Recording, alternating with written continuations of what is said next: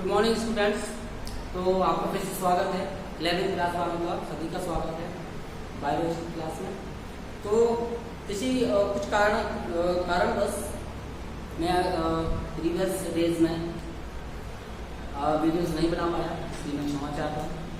अब हम आपको रेगुलर बेस पे आपको पर डे प्रतिदिन आपको वीडियो मिलेगा और इससे हमारा सिलेबस जल्दी से जल्दी कंप्लीट होगा।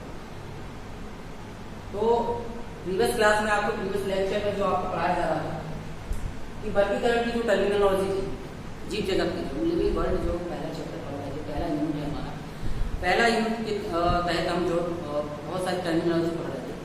उन टर्मिनोलॉजी के बारे में उसी क्रम में हम फिर आज आगे बढ़ते हैं। तो पहला हमारा नेक्स्ट जो पढ़ रहे थे हमारा जैविक संग्रहालय था, उसको हमने प्रीवियस क्लास में भी आपको बता दिया था। तो जैविक संग्रहालय में क्या करता है, जो इसमें मृत जीव जंतु होते हैं, जो मृत यानी डेड मरे हुए जीव जंतु को संरक्षित किया जाता है। उनके जो है जड़ है, बीज है, फल है, उनको संरक्षित किया जाता है। इस जैविक संग्रहालय के तहत इसमें मृत पात्र को, इन जंतुओं को संरक्षित किया जाता है तथा पौधों के भागों को, जैसे जड़ है, बीज है, फल है और पत्ती है आदि को क्या किया जाता है, संरक्षण प्रदान किया जाता है। उनको संरक्षित करके रखा जाता है जिससे कि फ्यूचर में उनसे नई जीव जातियों को बनाया जा सके। ये काम होता है आपका बायोलॉजिकल म्यूजियम। नेक्स्ट एग्जाम्पल आपका बीरबल साहनी जीवाश्म विज्ञान संस्थान जो है लखनऊ में है, यहाँ पे ये सब चीजें रखी जाती हैं। आपका बीज, पत्ती और फल आदि को वहाँ संरक्षित किया जाता है। फिक्स टेम्परेचर दिया जाता है, उसको केमिकल में संरक्षित करके रखा जा सकता है, जिससे कि फ्यूचर में अगर कोई भी जीव चक्रीय पौधों की जीव प्रजातियाँ हैं वो विलुप्त हो रही हैं, तो उनको फिर से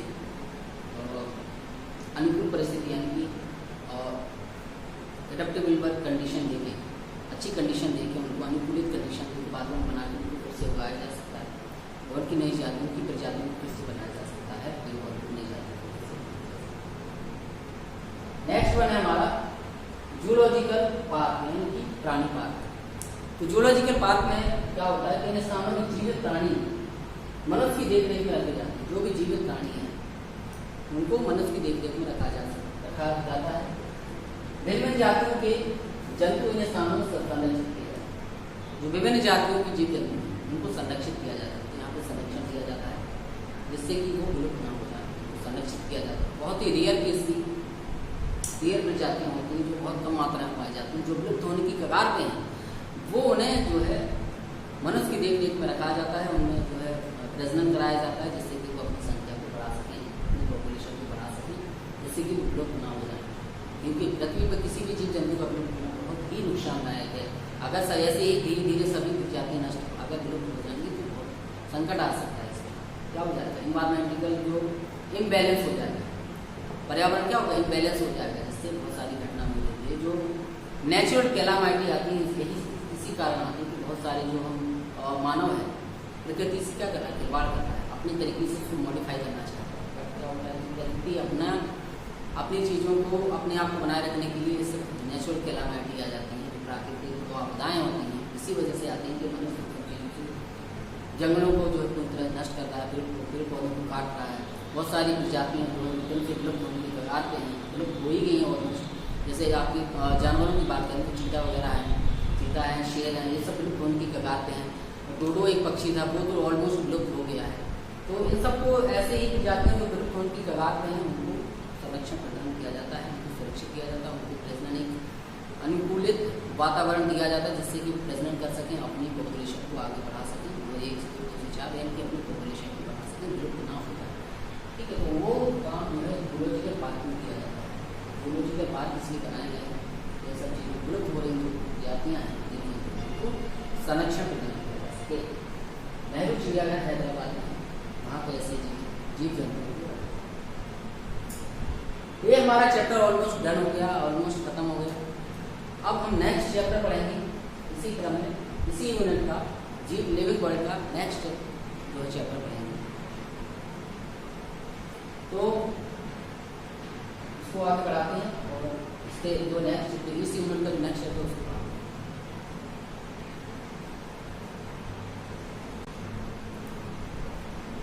तो जैसा कि पहला चैप्टर हमने फिनिश हो गया, जूलॉजिकल पार्ट और बॉटनिकल पार्ट, जो टर्मिनोलॉजी थी फर्स्ट चैप्टर की वो अपनी फिनिश हो गई। अब नेक्स्ट चैप्टर जो हमने स्टार्ट किया है आपका जीव प्राणियों का वर्गीकरण एवं विषम। नेक्स्ट यूनिट 1 का जो नेक्स्ट चैप्टर है आपका classification of organism and BIOS. तो हम जीव जंतु का वर्गीकरण के बारे में पढ़ेंगे थोड़ा कि क्या वर्गीकरण क्या होता है, वर्गीकरण क्या था, वर्गीकरण की आवश्यकता क्या पड़ेगी, वर्गीकरण की विभिन्न जगत प्रणालियां कौन कौन सी उनके बारे में हम स्टडी करेंगे।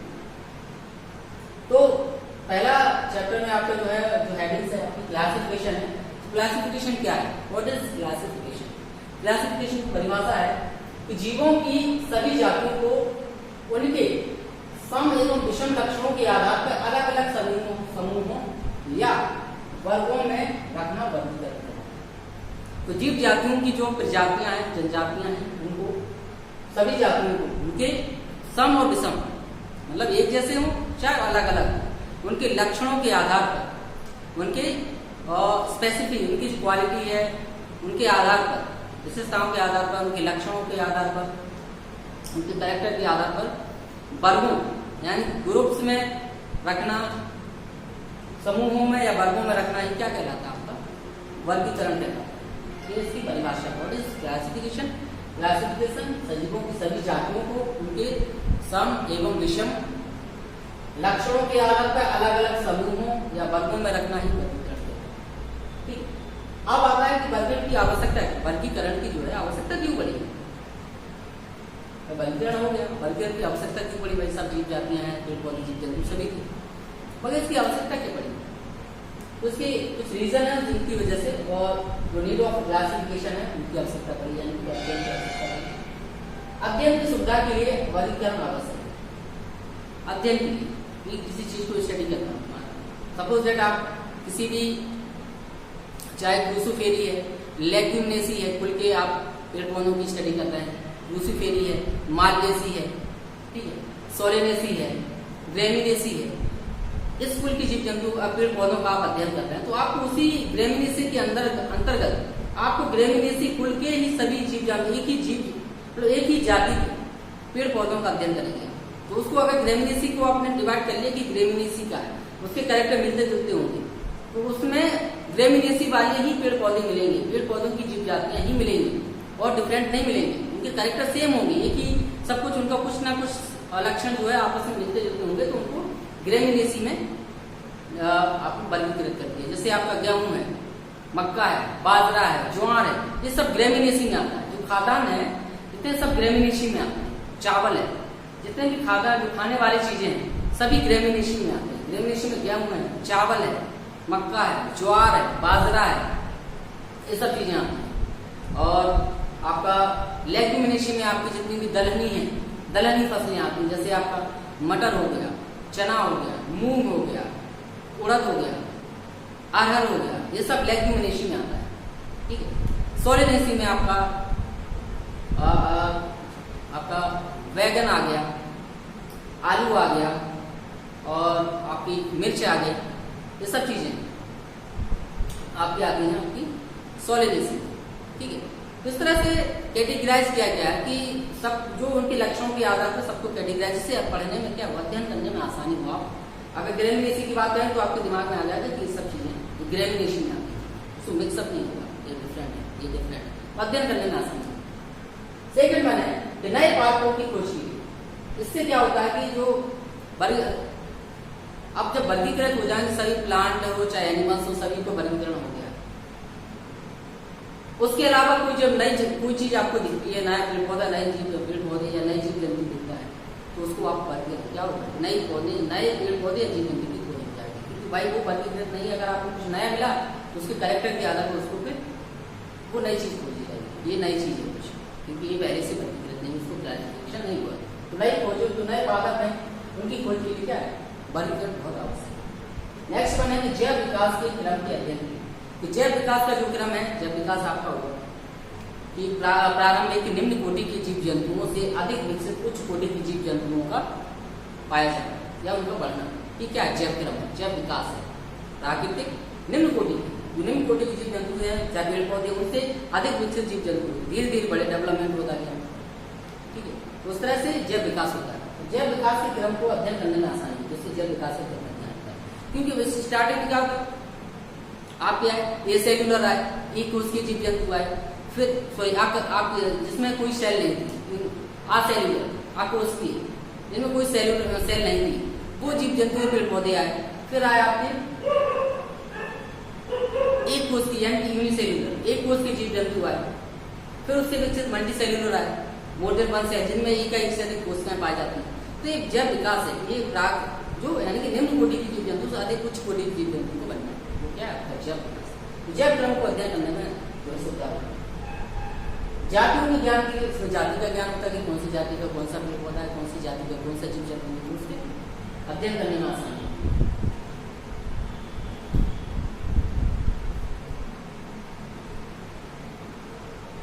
ये ऑलरेडी आपका हो गया।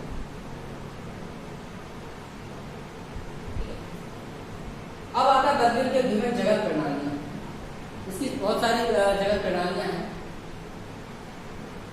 पहले हम पढ़ रहे हैं कि दो जगत प्रणाली, two kingdom system of classification, इसके बारे में पढ़ते हैं। 2 भी है, 3 है, 4 है, 5 है, तो उनके आगे हम पढ़ेंगे। तो पहला हम पढ़ते हैं दो जगत प्रणाली और दो जगत वर्गीकरण प्रणाली। Two kingdom system of classification. तो इसको सबसे पहले यानी आज से 250 वर्ष पूर्व कैरोलस लीनियस ने किया। कैरोलस लीनियस को जो है इन्होंने जो है बाइनोमियल नोमेनक्लेचर जो नाम पद्धति भी दी, किंगडम सिस्टम में दिया।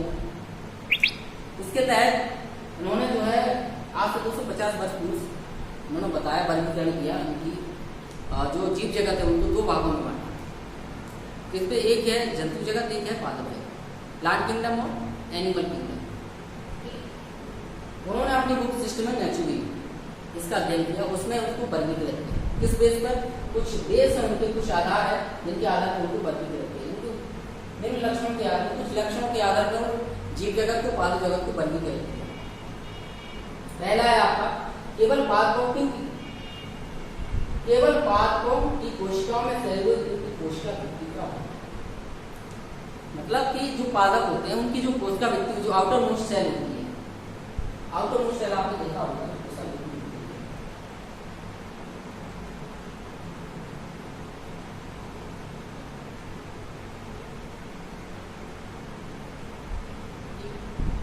आउटर कोशिका भित्ति जो पाई जाती है सेल वॉल,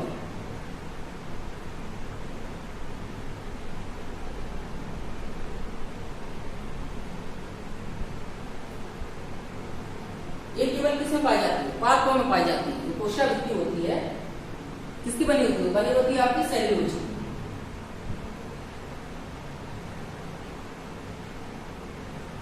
ये सिर्फ पादपों में पाई जाती है, जंतुओं में नहीं पाई जाती। आपने देखा आउटर मोस्ट सेल जो होती है, कोशिका भित्ति होती है, वो सिर्फ पादपों में पाई जाती है। आप उसको क्या होता है कि कोशिका भित्ति का काम होता है कि बाहरी आघातों से, बाहरी चीजों से उसकी प्रोटेक्शन देना। जो प्लांट्स होता है उसको प्रोटेक्ट करती है कोशिका। इसके बेस पर ये लक्षण के आधार पर पादप जगत जंतु जगत बनी है। सेकेंड वन है आपका, दूसरा है केवल पादप कोशिकाओं में क्लोरोफिल का होना। पादप कोशिकाओं में, सिर्फ पादप कोशिकाओं में ही क्लोरोफिल पाया जाता है। आपका ये क्या है, वर्णी लवक होता है, प्लास्टिड होती है, लवक होते हैं। क्लोरोफिल क्या होता है, लवक। ये क्या होता है, भोजन बनाने में सहायक होता है। तो पेड़ पौधे फोटोसिंथेसिस की प्रोसेस करते हैं, प्रकाश संश्लेषण करते हैं, वो क्लोरोफिल की प्रेजेंस नहीं करते हैं। आपने देखा रिएक्शन पढ़ा होगा कि क्लोरोफिल और सनलाइट की प्रेजेंस में पेड़ पौधे जो है कार्बन डाइऑक्साइड और जल का यूज करके क्या बनाते हैं, स्टार्च बनाते हैं, मंड बनाते हैं। ठीक है, तो ये सिर्फ कोशिकाओं किसमें पाया जाता है, क्लोरोफिल किसमें पाया जाता है, पादप कोशिकाओं में पाया जाता है। क्योंकि पादप क्या होते हैं, स्वपोषी होते हैं, ऑटोट्रॉफिक होते हैं, वो अपना भोजन स्वयं बनाते हैं। ठीक है, सनलाइट की प्रेजेंस में और सूर्य के प्रकाश की उपस्थिति में और क्लोरोफिल की उपस्थिति में वाटर और आपका जल और कार्बन डाइऑक्साइड की वो अकार्बनिक रासायनिक पदार्थ हैं, उनकी उपस्थिति में उनको यूज करके वो प्रकाश संश्लेषण करते हैं और उनकी हेल्प से क्या बनाते हैं, स्टार्च बनाते हैं। केवल किसमें पाया जाता है, आपका पेड़ पौधा पाया जाता है। जंतु में ये क्लोरोफिल नहीं होता है। इसके आधार पर फिर नेक्स्ट वन है केवल जंतुओं में गमन होता है। क्या होता है, जंतु जो होते हैं, एनिमल्स होते हैं, क्या होते हैं, मोटाइल होते हैं, एक स्थान से दूसरे स्थान पर चल के जा सकते हैं, ठीक है, अपनी पोजीशन को चेंज कर सकते हैं। पेड़ पौधे ऐसा नहीं कर सकते, पेड़ पौधे एक ही स्थान पर रहते हैं, ठीक है, वो एक स्थान पर जहाँ आपको आप उनके लगा देते हैं, उनको जो उनका प्लांटेशन होता है, जहाँ पर उनको लगा दिए निश्चित स्थान पर लगा दिया जाता है, वहीं रहते हैं, उनमें गमन नहीं होता। जीव जंतु जब मोटाइल होते हैं, एक स्थान से दूसरे स्थान पर अपने चल के जा सकते हैं, तो पैरों पर चलते उनके पैर पाए जाते हैं, उनको चल के जा सकते हैं, ठीक। तो एक लक्षण होता है सिर्फ जंतुओं का, वो संवेदनशीलता होती है, संवेदनशील सेंसिटिविटी, ठंडी गर्म बारिश सेंसिटिविटी भी पाई जाती है।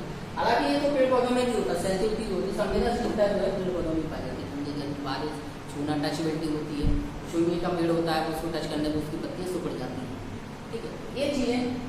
तो इनके बेस पर, इनके लक्षणों के आधार पर कैरोलस लिनियस ने आज से 250 वर्ष पूर्व जो है दो जगत वर्गीकरण प्रणाली की खोज की। उन्होंने बताया two kingdom system of classification बताया, अपनी बुक सिस्टमैटिकली, ठीक है। तो ये हमारा स्टार्ट हो, न्यू चैप्टर स्टार्ट हो रहा है, तो इसके नोट्स बनाते जाइए, इसको आप नोट डाउन करते जाइए अपने कॉपी पर, और इसको नोट्स बनाइए और चेक कराइए, ठीक है।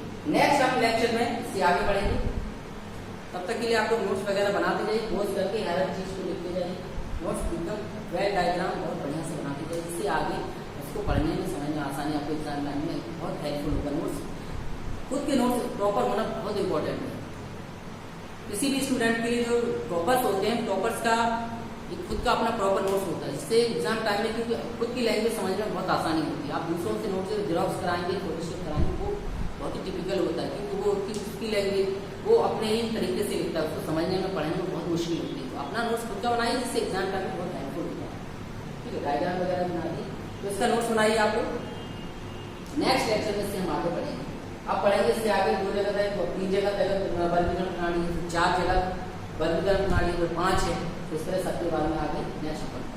तब तक के लिए आप लोग हैप्पी रहिए, सुरक्षित रहिए।